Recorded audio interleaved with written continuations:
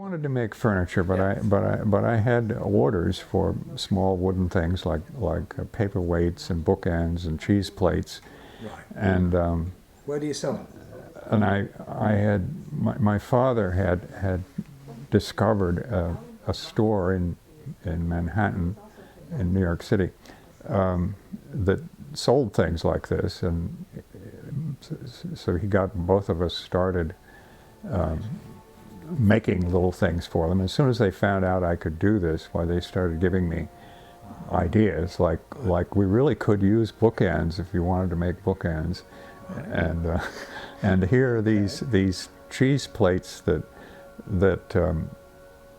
there's a big demand for them, but we can't get them.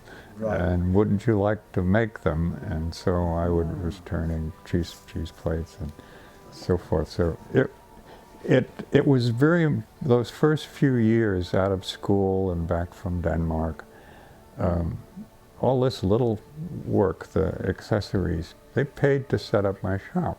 So buy a good truck and helped me set up the shop, and I kept up the pace of this, and within a year or two I was able to buy an old creamery in Connecticut. And I had orders, and I started work. I moved some of my equipment up there, and I started working in the shop. It had no floor, and so the table saw the legs were just sitting on the joists. And but I got out those initial orders. They were probably something simple like cutting boards. Right. And so there was a lot of good work came out of the place there. Then gradually I got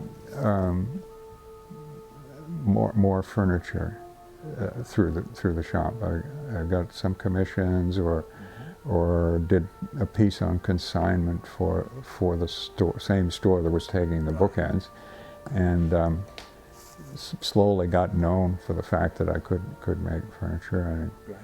I also did a couple of stores, which is a different kind of furniture making. It's just plywood cabinets. Right.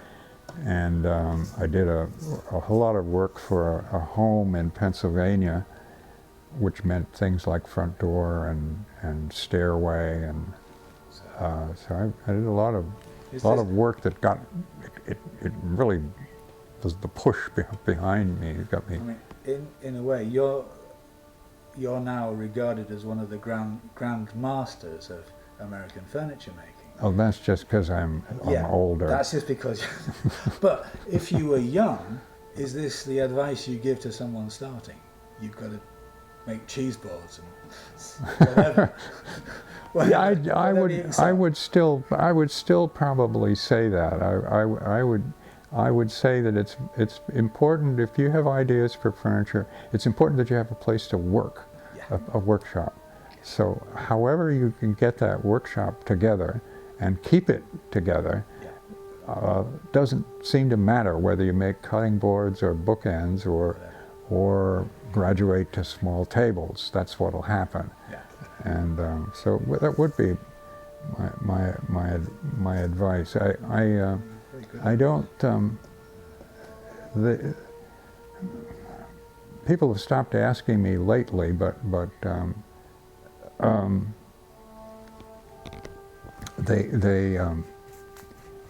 the business of earning a living from it is rather vague, and you have to explain to people that will continue. It just stays vague. Yes, and you do need a certain amount of business sense, like answering your telephone or answering your email. Yeah.